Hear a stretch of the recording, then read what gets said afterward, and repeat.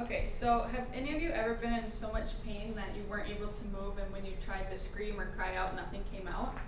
Because if you have, you probably know that's one of the worst feelings ever, and it happened to me when I tore my ACL.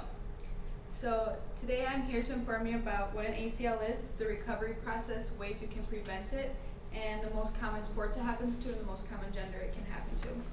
So I'm telling you this because almost everyone in here knows someone it's happened to, or maybe it's even happened to you, or something like that has happened to you. And I told you guys earlier that I experienced this a couple years ago when I tore my ACL up in Duluth. I was playing in a volleyball tournament, and I just landed wrong, and I completely tore it. And it was really hard for me because I couldn't play volleyball, and that was the thing I loved to do most. So I'm going to tell you 3 things that I think are important to know about ACL tears. My first main point is to explain what an ACL is and what the recovery process for a tear looks like. So the ACL stands for anterior cruciate ligament, and that is one of the 2 ligaments in the center of your knee, and the ACL is the one that stabilizes your knee joint. And this is what it would look like without the tear, and this is what it looks like with the tear. And as you can see, your knee wouldn't be as stable if there's a tear.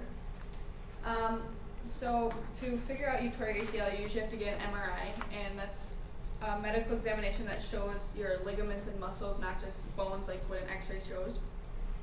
After that, you have to get surgery, but before you get surgery, they usually want full motion back, so the recovery process is a lot easier afterwards. After surgery, you're on crutches for a week or 2, maybe even longer, depending on how fast you're healing. Then you have to start physical therapy, and physical therapy usually can range from 6 months to a year or more, depending on how fast your muscle's coming back. And the way they test to see how fast your muscle strength is coming back is by this machine called the Biodex. It's a machine hooked up to a computer, and you do knee flexions and knee extensions, and it can measure how fast you can move your leg up and back and forward and stuff, and that will show how it can measure the strength of your knee to know if you've healed all the way or if you're still healing.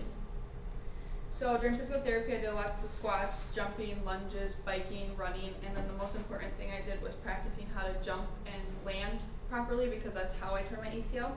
And it was just a lot of work to do, but I finished in 9 months, which was really good. So as you can see, the recovery is a long process, but there are ways to prevent it.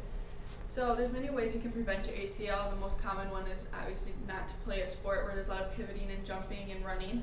But other ways you can prevent it is by strengthening your surrounding muscles and making the muscles more flexible, because according to Stanford's Children's Hospital, almost 250,000 ACL injuries happen every year just in the US, and that's a lot more common than I thought it was.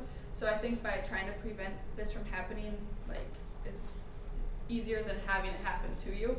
So you can train and condition year round, instead of just training during the season of whatever sport you're playing and then taking off and then just playing again, because that could stress your ACL or any other part of your body. And then just practice proper landing and jumping techniques, not just jumping for fun and stuff.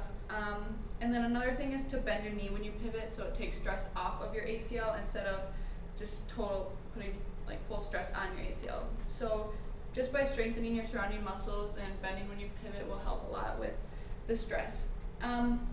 So my surgeon's name was Todd Milbrandt, and he told me that usually if you tear your ACL, you are prone to it. So it can happen again. I have a 25 to 30% chance of re-tearing my ACL or tearing my other one, and that's just because if it's happened to you, it usually will, or your body's usually made for it to happen again. So I've been trying to prevent this from happening ever since I tore my ACL. So I talked about the recovery process and ways to prevent it. Now I'm going to talk about the most common sports it happens in and the most common gender. So as you can see here, obviously comparing boys and girls are a lot higher than the percentage of guys. Females have 2 to 10 times more, it happens to females 2 to 10 times more than it will happen to a male. And these are the most common sports it happens in. Also volleyball, it can happen, and this is just because there's a lot of jumping and pivoting in these sports, and some people don't practice how to land right. So today I talked to you about what an ACL is and the recovery process of an ACL tear, ways you can prevent it, and the most common gender and sports it happens to.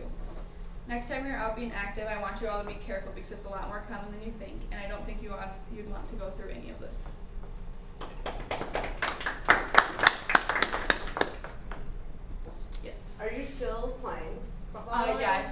this year. Okay, cool. Yep. I think we all want to know, how did it happen? Okay, so it was like 2 minutes into my first game, and I was all the way in Duluth for the tournament, and I just like came down after I hit, and it was a really good hit, so everyone was cheering. They didn't even notice me on the ground. But then it just felt like someone kicked my knee in, and I thought someone did, so I like looked over because I thought someone kicked my knee in, but no one kicked my knee in. So then I just fell to the ground, and then the doctors told me I just sprained my knee. So then I was like, okay. And then I got an MRI, and then they told me that I completely tore it and that it disintegrated. So yeah. Thank you.